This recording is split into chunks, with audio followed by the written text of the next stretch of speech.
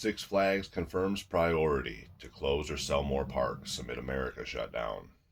We're going to prioritize certain parks over other parks. That's the headline, folks. This is the Vertical Drop Viking. I'm Josef, and we're diving into the coaster news of the week. Days after Sunday's controversial closure of its popular Six Flags America park just outside Washington, D.C., the amusement park company has confirmed it has plans to close or sell more of its properties in the future. According to Six Flags Entertainment Corporation officials, during a Friday morning third quarter results conference call reviewed by Entertainment Weekly, the chain is currently looking at underperforming parks in its portfolio to potentially sell or close. The company operates some of the most iconic amusement parks in the world, including Cedar Point and Kings Island in Ohio, Six Flags Great Adventure in New Jersey, Six Flags Great America in Illinois, Carowinds in North Carolina, Canada's Wonderland outside of Toronto, and Knott's Berry Farm and Six Flags Magic Mountain in California, among others.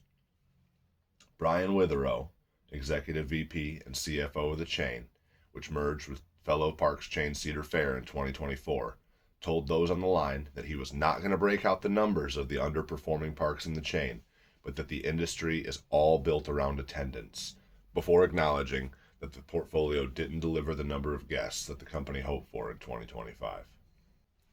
Our expectations coming into this year were for more potential than clearly the business was able to deliver this year, which is why we're taking a step back and we're reevaluating each one of these parks.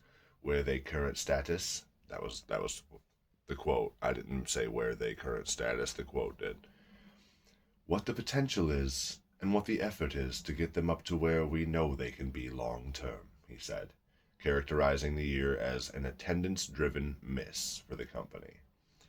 So we sort of knew this was happening from the America closure and from their last earnings reports.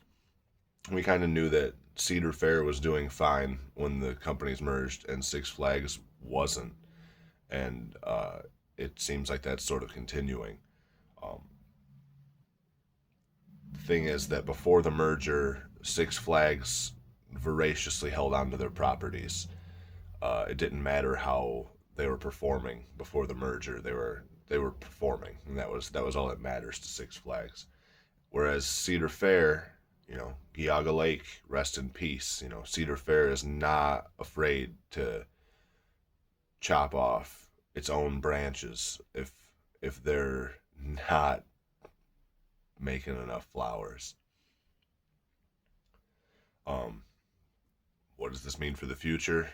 I'm really hoping it doesn't mean that Michigan's adventure is sold off. Attendees inquired about which assets are staying and which assets might be leaving the chain's portfolio. I think we already have a pretty good idea of which are the low-hanging fruit when it comes to non-core versus strategic assets going forward. This does not sound good, Michigan's adventure. We're moving with a sense of urgency on that process as we're building out our 2026 plans, Witherow said on the phone. As we roll into 26 and see how parks perform, there may be a need to pivot in a park that we consider core right now. If we're not seeing the returns on that, we need to remain nimble and shift our thinking that a core park today could become a non-core park going forward. I think we have a really good idea of which parks fit into which bucket, where we stand today, and we'll continue to refine our thinking as we see the business evolve.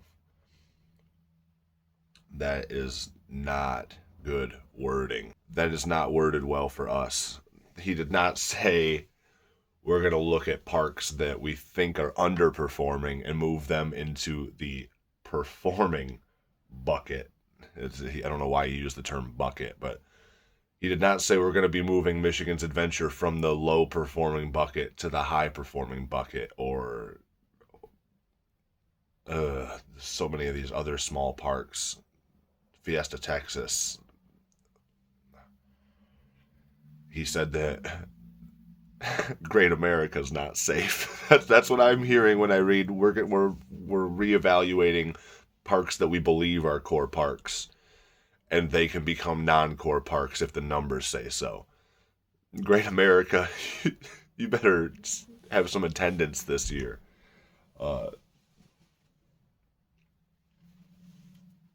Oh, that's not good news. He added that the company is going to prioritize certain parks over other parks before confirming that the company will sell off and monetize parks that weren't going to contribute a great deal of growth to the overall company following the merger.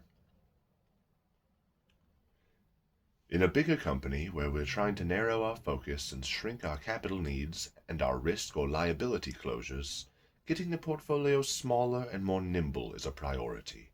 And so we're going to look at the parks where our returns are the greatest, where the opportunities for growth are the highest, and we're going to focus on those parks. And the other parks we'll look to monetize and use those proceeds to reduce debt.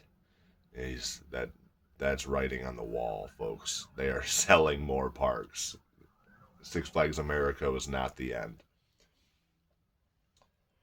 Entertainment Weekly has reached out to a representative for Six Flags for more information.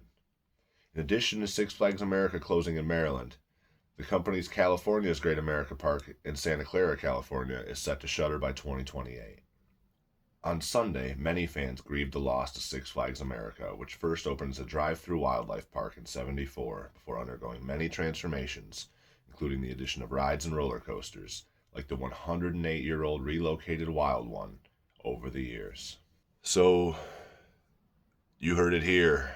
Entertainment Weekly reports Six Flags America is not the end. California's Great America is not the end. If you have a home park and you